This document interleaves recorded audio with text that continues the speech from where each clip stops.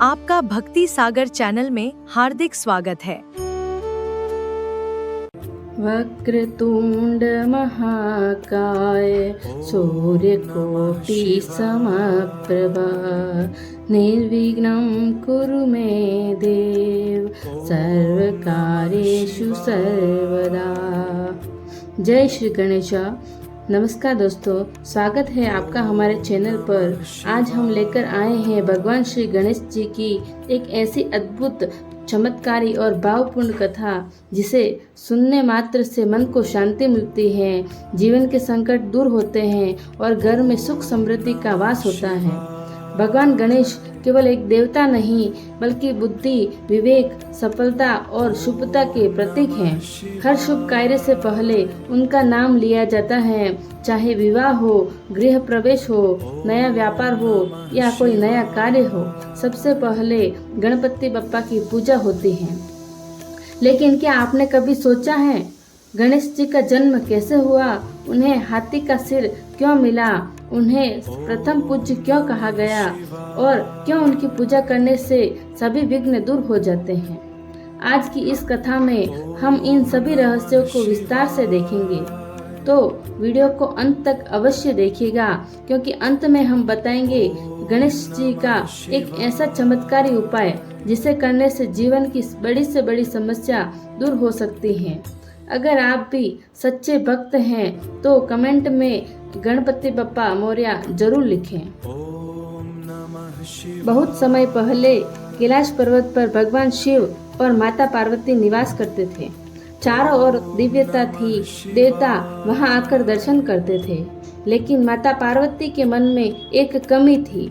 वे चाहती थी कि उनका भी एक ऐसा पुत्र हो जो सदैव उनके साथ रहे और उनकी आज्ञा का पालन करे। एक दिन माता पार्वती स्नान करने जा रही थी। उन्होंने अपने शरीर के उबटन और चंदन से एक सुंदर बालक की रचना की, फिर अपनी दिव्य शक्ति से उसमें प्राण डाल दिए। बालक जीवित हो उठा।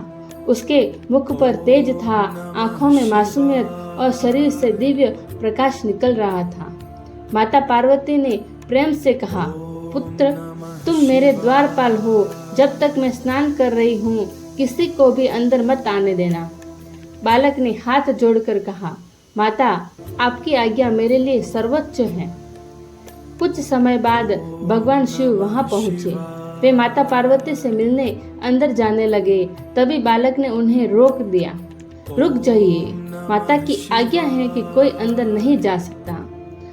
भगवान शिव मुस्कुराए और बोले, बालक, क्या तुम मुझे नहीं पहचानते? मैं शिव हूँ। बालक ने विनम्रता से कहा, आप चाहे जो भी हो, लेकिन बिना माता की अनुमति मैं किसी को अंदर नहीं जाने दूंगा। भगवान शिव को आश्चर्य हुआ। उनके गण भी क्रोधित हो उठे। नंदी बोले, बालक, यह स्वयं महादेव हैं। लेकिन बालक अडिग रहा। तब शिव गणों और उस बालक के बीच भयंकर युद्ध हुआ। लेकिन आश्चर्य की बात यह थी कि छोटा सा बालक सभी गणों को पराजित कर रहा था। देवता भी हैरान थे। अतः भगवान शिव क्रोधित हो गए। उन्होंने अपना त्रिशूल उठाया और एक ही वार में बालक का सिर धड़ से अलग कर दिया। पूरा कैलाश मौन हो गया। जब माता पार्वती बाहर आई और अपने पुत्र को मृत देखा तो उनका क्रोध भयंकर हो उठा। उनकी आंखें लाल हो गई। उन्होंने अपना रौद्र रूप धारण कर लिया। माता बोली, यदि मेरे पुत्र को जीवित नहीं किया गया तो मैं संपूर्ण सृष्टि का विनाश कर दूंगी। धरती कांपने लगी। देवता भयभीत हो गए। तब सभी देवताओं ने भगवान शिव से प्रार्थना की, प्रभु, किसी भी प्रकार माता को शांत कीजिए। भगवान शिव को अपनी भूल का एहसास हुआ। उन्होंने तुरंत अपने गणों को आदेश दिया, उत्तर दिशा में जाओ और जो भी पहला जीव दिखाई दे उसका सिर लेकर आओ। शिवगण उत्तर दिशा में गए। उन्हें सबसे पहले एक विशाल हाथी दिखाई दिया। वे उसका सिर लेकर कैलाश पहुँचे। भगवान शिव ने उस हाथी का सिर बालक के शरीर पर लगाया और उसमें प्राण फूंक दिए। बालक पुनः जीवित हो उठा। पूरा कैलाश जय गणेश के जयकारों से गूंज उठा। भगवान शिव ने कहा, आज से यह बालक गणों का स्वामी होगा, इसे गणपति कहा जाएगा और संसार में हर शुभ कार्य से पहले इसकी पूजा होगी। तभी से वे गणेश, गजानन, लंबोदर और विघ्नहर्ता कहलाए। एक बार सभी देवताओं के बीच विवाद हुआ। हर देवता चाहता था कि संसार में सबसे पहले उसी की पूजा हो। तब भगवान शिव ने कहा, जो सबसे पहले पूरे ब्रह्मांड की परिक्रमा करके आएगा वही प्रथम पूज्य कहलाएगा। कार्तिकेय जी तुरंत अपने तेज गति वाले मोर पर बैठकर निकल पड़े, लेकिन गणेश जी का वाहन तो छोटा सा मूषक था। सभी देवता सोचने लगे कि गणेश जी यह प्रतियोगिता कैसे जीतेंगे, लेकिन गणेश जी बुद्धि के देवता थे। उन्होंने शांत मन से अपने माता पिता शिव और पार्वती की 7 बार परिक्रमा की। फिर हाथ जोड़कर बोले, मेरे लिए माता पिता ही पूरा ब्रह्मांड है। यह सुनकर सभी देवता भावुक हो गए। भगवान शिव प्रसन्न होकर बोले, आज से तुम प्रथम पूज्य कहलाओगे। धन के देवता कुबेर को अपनी संपत्ति पर बहुत घमंड था। एक दिन उन्होंने भगवान शिव और माता पार्वती को भोजन का निमंत्रण दिया। भगवान शिव ने कहा, हम नहीं आ पाएंगे, लेकिन हमारा पुत्र गणेश आएगा। कुबेर ने सोचा, एक छोटा बालक कितना खाएगा। गणेश जी वहां पहुंचे। उन्होंने भोजन करना शुरू किया। वे खाते गए। पूरा महल का भोजन समाप्त हो गया, फिर भी उनकी भूख शांत नहीं हुई। गणेश जी बोले, कुबेर, मुझे अभी भी भूख लगी है। कुबेर भयभीत हो गया। उसे अपना अहंकार टूटता हुआ दिखाई दिया। वह भागकर भगवान शिव के पास पहुंचा। भगवान शिव ने कहा, गणेश को प्रेम से एक मुट्ठी चावल अर्पित करो। कुबेर ने वैसा ही किया। गणेश जी की भूख शांत हो गई। तब कुबेर को समझ आया कि धन से बड़ा प्रेम और विनम्रता होती है। एक बार की बात है, महर्षि वेदव्यास महाभारत की रचना करना चाहते थे, लेकिन उन्हें एक ऐसे लेखक की आवश्यकता थी जो बिना रुके लिख सके। उन्होंने गणेश जी का ध्यान किया। गणेश जी प्रकट हुए। उन्होंने कहा, मैं लिखूंगा, लेकिन शर्त यह है कि आप बिना रुके बोलेंगे।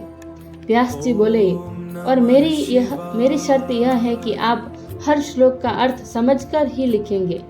कथा प्रारंभ हुई। जब भी व्यास जी को सोचने का समय चाहिए होता, वे कठिन श्लोक बोल देते। गणेश जी अर्थ समझने में समय लेते और तब तक व्यास जी आगे की रचना सोच लेते। इसी प्रकार महाभारत की महान रचना हुई। एक बार गणेश जी मोदक खाकर अपने वाहन मूषक पर लौट रहे थे। अचानक मूषक एक सांप को देखकर डर गया और गिर पड़ा। गणेश जी भी नीचे गिर गए। आकाश में बैठे चंद्रदेव यह देखकर हंसने लगे। गणेश जी को यह अपमान सहन नहीं हुआ।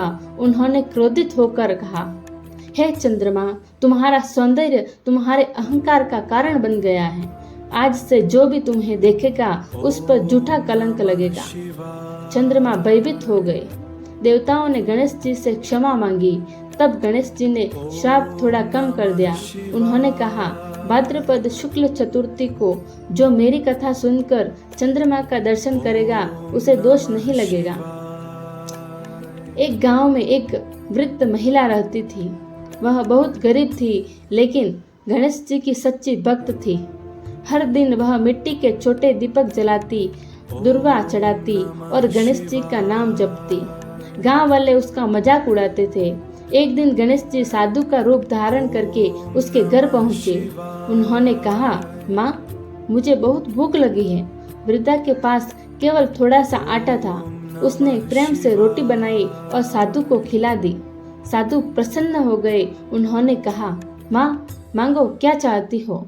वृद्धा बोली, मुझे केवल आपकी भक्ति चाहिए। तभी साधु अपने दिव्य रूप में प्रकट हुए। पूरा घर प्रकाश से भर गया। वृद्धा की झोपड़ी महल में बदल गई। गांव वाले आश्चर्यचकित रह गए। शास्त्रों में कहा गया है, जहाँ गणेश जी का स्मरण होता है वहाँ सुख आता है। जहाँ उनकी आरती होती है वहाँ नकारात्मक शक्तियाँ नहीं टिकती। और जहाँ सच्चे मन से ओम गम गणपते नमः बोला जाता है वहाँ विघ्न दूर हो जाते हैं। विशेष रूप से बुधवार और गणेश चतुर्थी के दिन उनकी पूजा अत्यंत फलदायी मानी जाती है। चमत्कारी उपाय बताऊंगी अब मैं आपको। यदि जीवन में बार बार रुकावट आ रही हो तो प्रतिदिन सुबह स्नान करके गणेश जी को दुर्वा और मोदक अर्पित करें। फिर 11 बार यह मंत्र बोले, ओम गम गणपतये नमः। कहा जाता है कि इससे रुके हुए कार्य बनने लगते हैं और घर में सुख समृद्धि आती है। तो दोस्तों, यह थी विघ्नहर्ता भगवान श्री गणेश जी की अद्भुत महिमा। गणपति बप्पा अपने भक्तों का साथ कभी नहीं छोड़ते। जो सच्चे मन से उन्हें पुकारता है उसके जीवन के अंधकार को वे दूर कर देते हैं। अगर आपको यह कथा पसंद आई हो तो वीडियो को लाइक करें, शेयर करें और चैनल को सब्सक्राइब जरूर करें और कमेंट में गणपति बप्पा मोरया, मंगल मूर्ति मोरया जरूर लिखिए। जय श्री गणेश। ओम नमः शिवाय।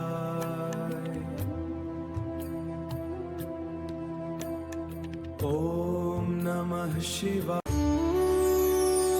हमारे वीडियो को पूरा देखने के लिए बहुत बहुत धन्यवाद। ऐसे ही वीडियो पाने के लिए भक्ति सागर चैनल को सब्सक्राइब करें।